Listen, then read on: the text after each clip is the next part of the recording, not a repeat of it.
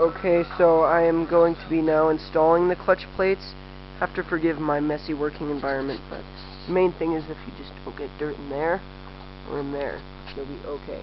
So I've already removed my old clutch plates, which are right here, and the friction plates. As you can see, my friction plates are completely bald. This thing has good enough resolution. Oh, these things don't really matter, so you can do whatever you want with the old clutch plates once you get them out. And so I am simply going to set them right here. And then you always want to wear some gloves of some sort, because you don't want to absorb the bad chemicals, the carcinogens in the old oil. So I've been, like I said, soaking these, for quite some while now. And you will notice sometimes if you order new clutches, there will be different ones. Like this one has a blue marking on the end, and so does this one. This just simply indicates these will be the first and last ones going into your clutch basket. And so what you'd want to start is you'd want to start with one of the ones with whatever marking indicated, if there is one with marking indicated. And simply just want to, if there is another thing, like if you can see it down in there, there's a red line. I'm going to line up that tooth, this tooth. Simply just slide that plate down in there. But you're going to want to alternate from clutch friction plate to the actual clutch plates. So I'm going to set the camera down while I open this.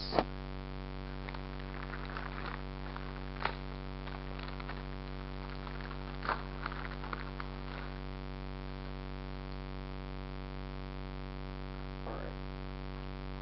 So then always just check either two things for markings.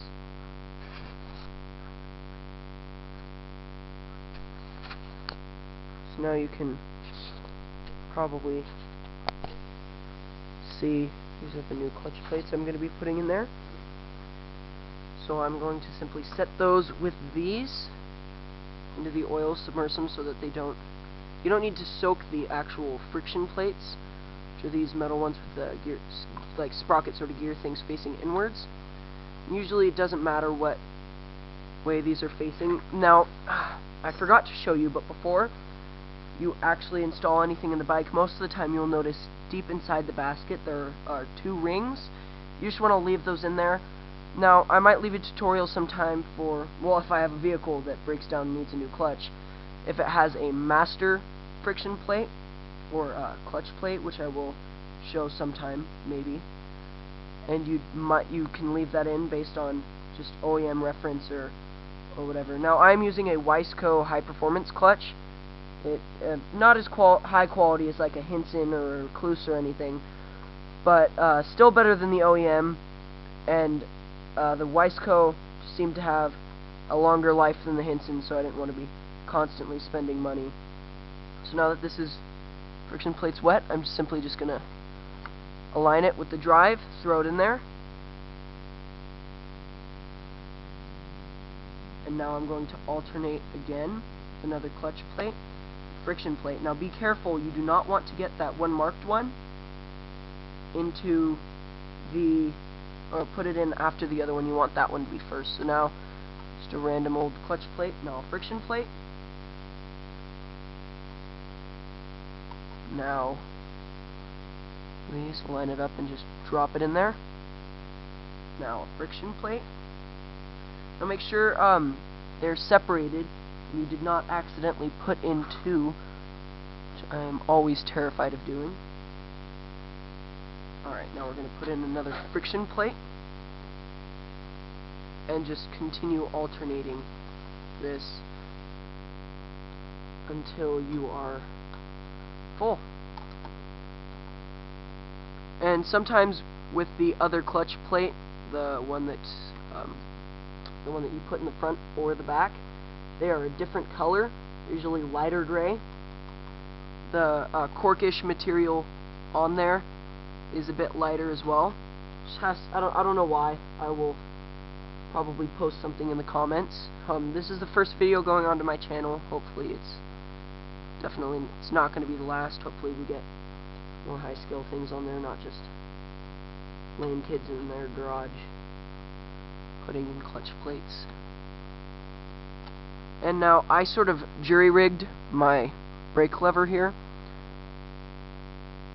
as you can probably see, but you want to get it out of the way, or else it's going to be very difficult in the future for you to do that. I didn't have a proper Allen wrench size for that, so just ghetto rigged it.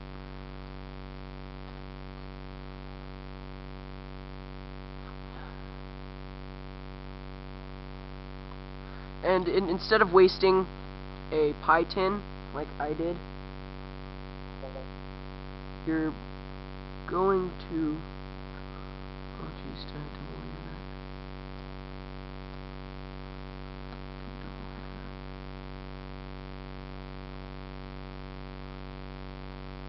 I didn't double layer that. We're good. Got scared there for a second. Alright, now you see we're just going to keep alternating. But no, you don't want to...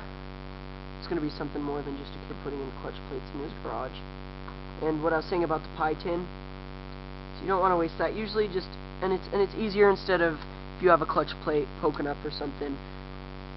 It's just so much simpler to get a large, like, gallon plastic bag for sandwiches or whatever, you know, and fill that with a lot less oil than it takes to fill the pie tin, which is also helpful. It's more conservative.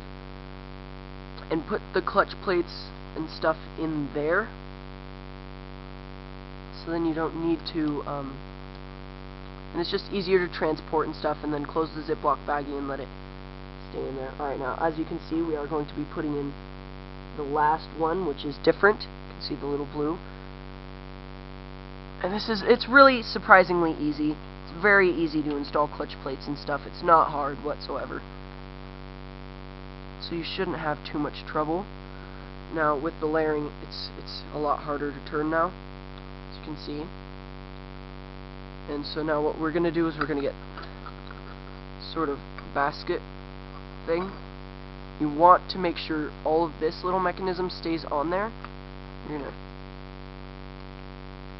drop it down into this, and get your basket cover, slide it back on over, make sure that it's nice and tight, locked into place. Now I will be right back because I must go grab my springs. Then I will resume the video.